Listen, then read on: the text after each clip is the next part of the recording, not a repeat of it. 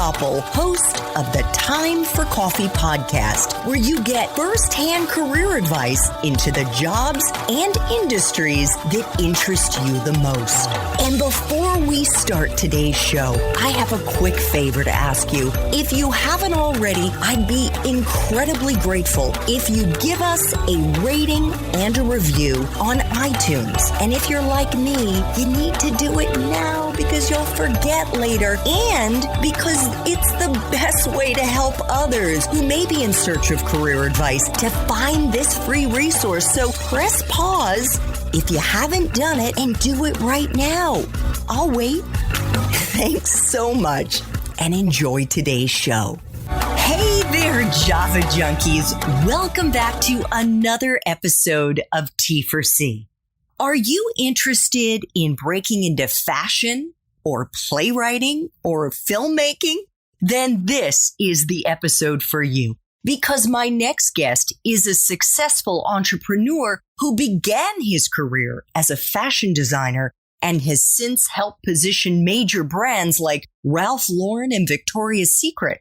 But before I introduce you to the incredibly talented Jeffrey Madoff, I want to make sure you've signed up for the Java Junkies Journal. That's T4C's weekly newsletter that comes out on Mondays, and it's got unique insights into dozens of different industries from the professionals who are actually working in them. Just head over to the Time for Coffee website at time4coffee.org, and the sign-up box is right there.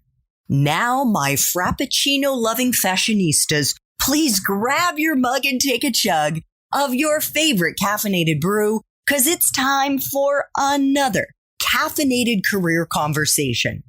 And my guest is Jeffrey Madoff, the founder of Madoff Productions based in New York City.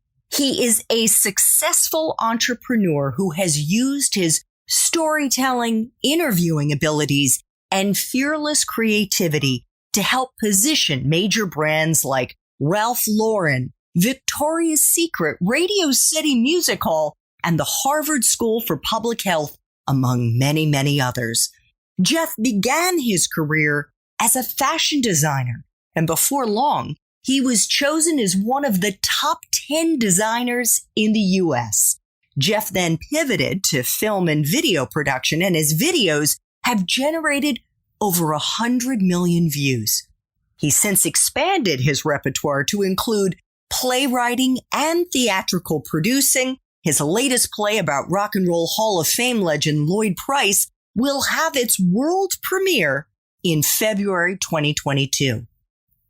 Jeff is also an adjunct professor at the Parsons School for Design, where he's been teaching a course he developed called Creativity, Making a Living with Your Ideas every week for more than a dozen years. And every week for over a dozen years, Jeff has had a conversation with a different guest from a wide variety of fields, from artists and entrepreneurs to venture capitalists and business leaders. A book about his class entitled Creative Careers, Making a Living with Your Ideas was published in 2020 by Hachette. We're going to be digging into Creative Careers, the book, in our main Time for Coffee interview. So please check out show notes to see if that episode has already dropped. Jeff, welcome to Time for Coffee. Are you caffeinated and ready to go? I'm actually on an IV drip of caffeine in anticipation of doing your show. Thanks so much for having me on. Oh, it is my pleasure. And we should let our listeners know that you are joining us from Manhattan in New York City, and therefore be ready for all kinds of fun symphony-like sounds in the background. Yeah, I thank you for preparing them for the various sirens that they'll be hearing. Yes. Well, I know you probably learned to tune them out.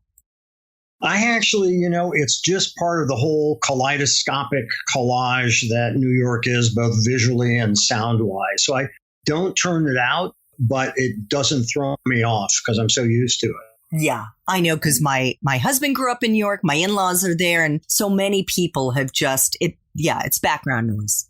So let's dive into our 10 espresso shots with the first question being, what entry-level jobs, Jeff, are available to young people who want to break into the creative world?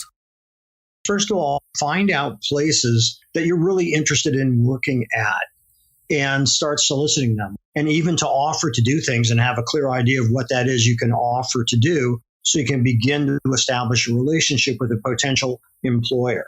And what do you think are the most common types of entry-level jobs, the kind of titles maybe that they should be looking out for in the creative space? I think that looking for internships is probably the path of least resistance, although they are competitive. And in New York City, most internships are paid. I don't know what that's like on a national level, but, they would be called internships and you would probably be a jack of all trades. And it depends on the industry you're in, but you'd be called on to do a lot of different things. The most important advice I can give is whatever it is you do, make yourself necessary and let them know that you're always taking initiative by always taking initiative and not waiting to be told what to do. Yeah, absolutely. If you finish what they've assigned you, let them know and tell them, what else can I do to help? Exactly. Jeff, what are useful hard and soft skills that you've looked for in the young people that you've hired over the years? I look for a few things. One is a strong ability to communicate. I want people who are able to speak up, to let their voice be heard. And I know that's, by the way, difficult for a lot of people, especially when they're in a job situation. But I actually encourage that. I encourage people to find their own voice, because if I like you enough to hire you, then that means I respect you and I want to hear what you've got to say. So I think that communication skills are essential no matter what kind of career that you go into.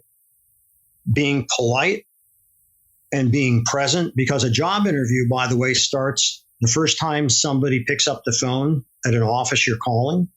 And when you walk in and even meet the receptionist, you be nice to everybody and you be polite to everybody, because it's really interesting. A lot of people don't realize that receptionist that you were rude to afterwards will talk to his or her boss and say, wow, that person was really rude. They didn't even say hello. So I think that the hard and soft skills are more having to do with personality, be engaging, be present, polite. Fantastic. I'll add one other thing to that, actually, Andrew, and that is also be curious, because when you're being interviewed, it's a two-way street. You should be interviewing your potential employer, and so you should be prepared to ask them questions that you really want to know the answers to. Don't go in just rote. Go in and ask them about things you'd want to know about. And that curiosity translates to a potential employer as you're actually interested in this job. Definitely. And I might add to that, because especially if you're being interviewed by the person who's going to supervise you, this is a great opportunity for you to gauge, is this someone who might be able to become a mentor? Is this somebody who wants to be a mentor, who wants to share their wisdom and experience with me?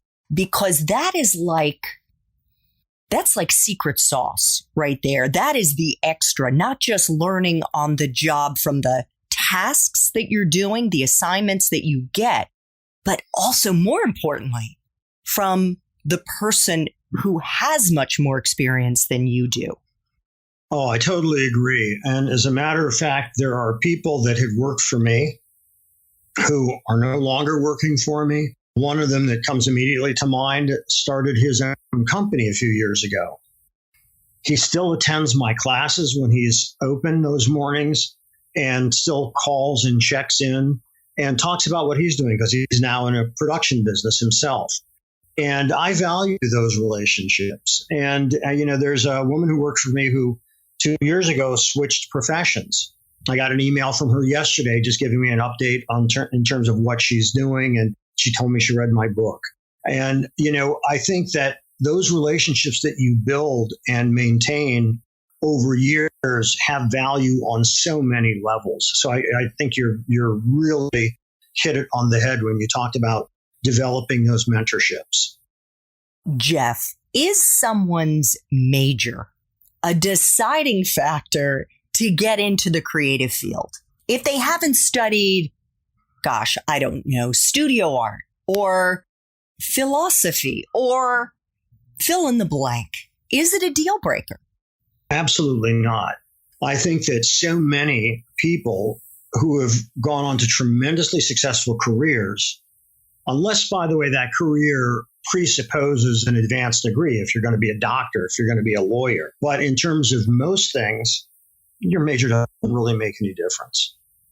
And actually, my next question has to do with that advanced degree. What about if you are in the creative space? Is it important to have a graduate school degree in order to succeed? And I ask that because is it something that you think is a prerequisite? And even if it isn't, are there certain advanced degrees that you think would be useful to have? I think there are courses you should take that would be useful to have in terms of investing in an advanced degree if you're going into a creative field. There are certain schools, for instance, Yale. If you go to Yale Drama School, if you go to Tisch in New York City, there are certain schools that the main advantage to going to those schools is you're going to meet a lot of other people who are in that field. And so you start establishing a very effective network with those people. Is there anything that you learn in the classroom that's going to give you a leg up? Not that I know of. But I'm not a great person to ask because I never had any formal training for anything that I have done. So, I'm not a good example of that. But of all the people that I have interviewed, it's amazing what a small percentage actually did something with their major. Doesn't mean that it didn't inform them in some way and they didn't get value and learn from it. But in terms of the specific major to follow a specific path, no. Yes. And I actually just posted on LinkedIn about this because there is a statistic to back up what you just said, Jeff. And that is that only 27% of college graduates go into an industry related to their college major. And what that means is, because I know you can do the math, that over 70% of us, and I'm in that same boat, went into industries that had nothing to do with our major. That doesn't mean that your major was a waste. Far from it. What it means is that no matter what you study, and I can say to our listeners, you had a double major in college of philosophy and psychology. Is that right? That is right. Yes. And the skills, I have no doubt, Jeff, the hard and soft skills that you picked up, both in the classroom and on the mat as a wrestler, helped you when you got into the working world. So it doesn't matter. It's not a direct kind of one-to-one type of equation. You are picking things up in the classroom and outside the classroom in your extracurriculars that are valuable. Oh, I completely agree with you. With my double major of psychology and philosophy, I did try to get a job as a sage, but the wisdom factories were laying people off at that point, so I couldn't do it. Oh, darn. Yeah, I know. It was a blow to me, too, because what was I going to do with all those sheep? But the other thing that I think is important, which sort of builds on what you just said, is if your eyes are open, everything you do informs everything else you do. And so what you learn in school, a lot of parents these days, and I have two kids are now, I've been out of college for a few years now. But I remember when they were senior year in high school, and I was talking to some of the parents, and they said, so what was your degree in? And all these parents, by the way, were in the financial world. And I told them, and he said, well, I'd never let my child major in that. I think liberal studies are a waste of time. And, what's the ROI on that? I said, the ROI on an education has a lifelong payout. And that is that you're educated, that you know things outside the world that you occupy. And so I think that the ROI is something that you get throughout your whole life. But I think that, school is so expensive, some people actually look at it that way and look at, well, what's the ROI for that kind of expense? And I don't think that's the way to look at an education. Well, P.S., we don't have to talk about how many zeros there are in your bank account, but you did get quite wealthy through the work that you've done. And the fact is, I couldn't agree with you more. Please, dear listeners, study what interests you, study what lights you up, and go into a career that interests you, even if you haven't identified your passion yet, because often that takes more time. And I assure you, if you put in the hard work, if you're curious, if you're open and hardworking, it will pay off. It will pay off. So, Jeff, what about life experiences? And you've had many of them. What in your experience are the most useful ones for our young listeners to try to cultivate if they want to go into a creative career? Well, I think there's a few things. And I think that what you want to do is feed your curiosity. And what I mean by that is that curiosity is what drives creativity, because you're trying to solve something, be it an expression, be it a problem. You're trying to solve and find a solution to something. So go to concerts, read books, go to film, go to theater, go to meetups in a field that you are interested in, and expand your circle of friends and influences and all the things that you're taking in. Teaching a class in New York City, I am constantly surprised every semester that there are students that don't take advantage of going to the museums, going to galleries, and all these things. These all feed one's creativity and inspire different kinds of activities. And you meet other people in these settings. So I think that the relationships that you can also build over time as a result of that are an incredibly important aspect of one's creativity, but also building a network where you can express that. Love it. What is the best part for you of being in the creative space? I can't say that I have a best part because I enjoy each step of the process other than budgeting. But, I think that probably when we did the workshop for my play, and I was able to collaborate with the director, with choreographer, with the musical director, with the actors, musicians, and dancers. And we had a really open and really fruitful collaboration working with talented people who are all agreeing on what that end game is. And that end game in the play is to put the best piece of entertainment in front of an audience that we could. And sharing that common goal removes a lot of the ego issues that you can often confront in that kind of business. So I love the collaboration with talented people who are sharing the same goal. I also, though, like when I'm in the groove and I'm writing and it's somehow something switches and I'm no longer writing, but somehow channeling the characters. And that's a really cool feeling too. So fortunately, there's not any one thing that I like. I like the various steps that are involved because, again, they all inform each other. And that's fun to me, connecting those dots. So the flip side, because no matter what we do in our careers and in our jobs, there are always aspects, even if you're the boss as you are, that suck. So what is the part of your current job, which I know in which you wear many hats, but your current job that sucks the most, Jeff?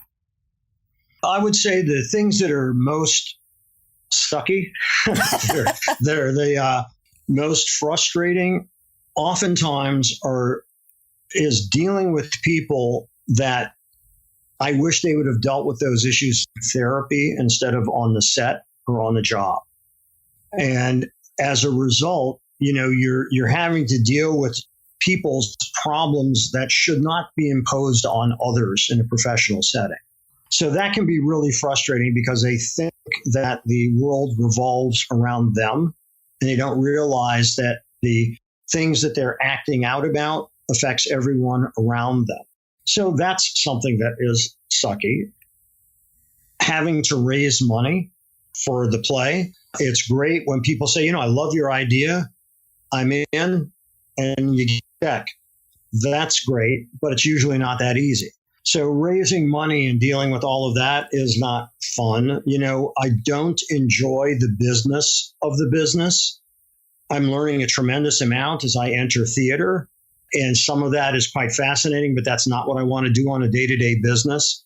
So I think that the bottom line to me, Andrea, is, first of all, know what you don't know and find other people that can complement the knowledge or activities that you'd rather not involve yourself with so that you can build a team and go forward in a way that you're able to concentrate for the most part on what you want to concentrate on. But you should never, if you are a business owner, abdicate all responsibility and hope that everything is going to go fine. So business is the business. It's not so much fun for me, but I need to know how it works because knowing business is survival and it's a necessary part of survival. And I also think that a lot of creative people make what really becomes ultimately a rationalization saying, well, I'm creative, but I don't know anything about business. Picasso was a really smart businessman. Bruce Springsteen is a smart businessman.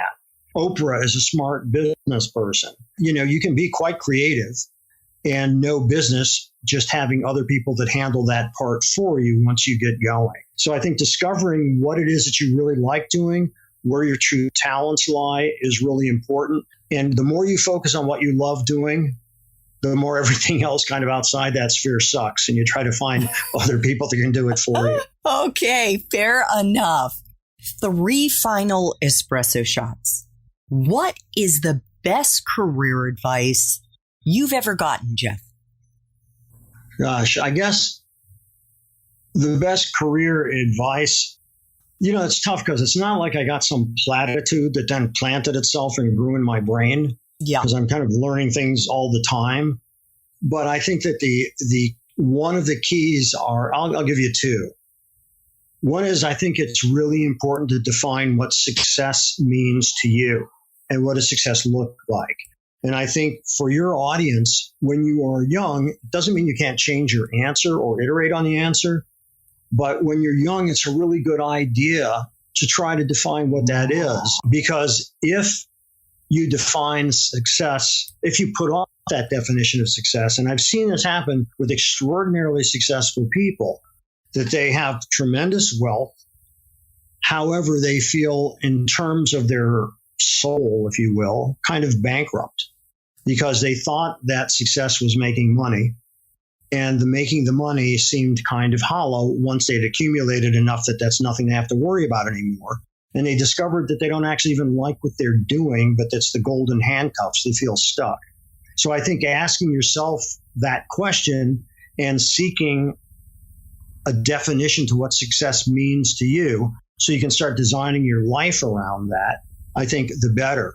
And the other part is, I guess it doesn't really fall, it's more advice I'm giving than advice I got, but is persistence and surviving is a much bigger component to success than having a unique idea. And to be able to sort of outlast the competition, if you will, and to be able to persist and somehow find your way over, under, or around the obstacles that will inevitably come up, that's how you can stay in business. And that's tough, but that's essential. So I think persistence is really, really important. Is another way of putting that grit? Yeah, grit can be that you're, biting on the stick as somebody takes a bullet out of you. I saw that in the cowboy movies, But yeah, if you look at grit as that ability to tough it out and to somehow negotiate those obstacles that will inevitably come, then yes, grit is another word for it. Okay. But it's whatever it is, it's you keep on going and you don't let something stop you. Terrific. So, Jeff, there may not be a good answer to this next question, but I'm going to ask you anyway. Well, you have found I'm good at not giving good answers. So no, absolutely. That is not true. Not true. What movies, if any, or streaming shows on Netflix, Amazon, Hulu, whatever, or books, do you think accurately depict your profession? And maybe I've just teed up a great way to promote your new book. Gosh, I read William Goldman's Adventures in the Screen Trade, which is a great book about, writing in Hollywood. A lot of fun to read. He was a brilliant Oscar-winning screenwriter. And he had a phrase in there that is so true. And that phrase was, nobody knows nothing. And that's kind of what I believe, because when you had asked me about advice before, the only kind of advice that I would get was somebody advising me why I couldn't do something.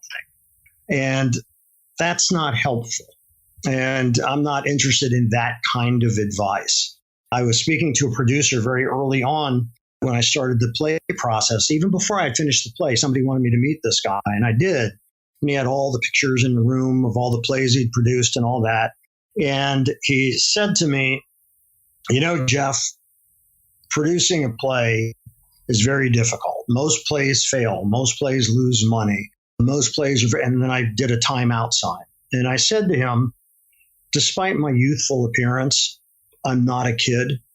And I don't need the theater 101. This is really hard to do.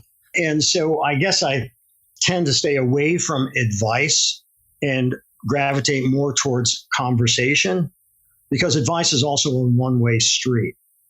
I like two-way streets. I love that. And I know in your book, you do also touch on staying away from people with negative energy who aren't going to lift you up, who aren't going to encourage you. And I couldn't agree with that more. That guy he may have meant well, but I'm sorry. That's not helpful. When I was looking at all the posters on the wall, and I'm thinking, you did this and you're not that impressive. So you're telling me I can't do it? Zing. So, Zing. Yeah. So, I didn't say that out loud, by the way. Of course not.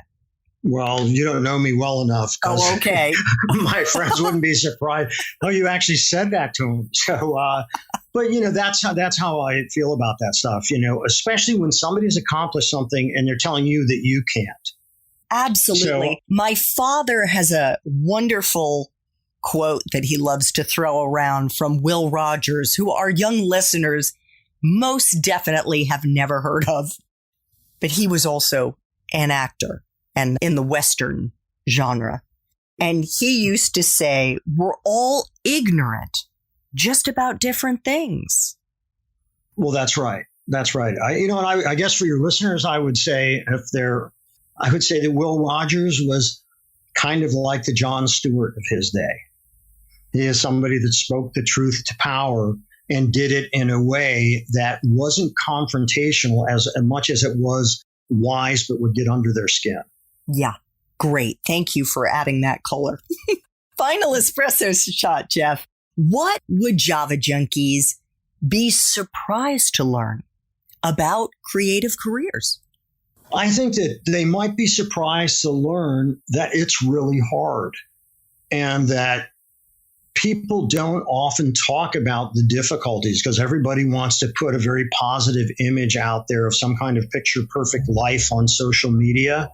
And nobody likes to talk about the difficulties that they confront. And I think that you've got to be prepared to work really hard And I don't know any entrepreneur, when somebody says, oh, your time's your own, you're your own boss. I don't know anybody who owns their own business that works less as a result of that. Everybody that I know that's successful works really hard because it's a roller coaster ride. And sometimes, and I've certainly experienced this in my life, was wondering whose bank account you were looking at when you were attributing it to me. It's a roller coaster ride. Sometimes I do well financially. Sometimes it's lean financially. And it's those ups and downs that is just part of the ride that's life. Yeah. Well, I promise you, I'm not a hacker and I wasn't peering in on your bank account, but I know you've had quite a bit of success over the years. Whether or not there have been ups and downs, I cannot say.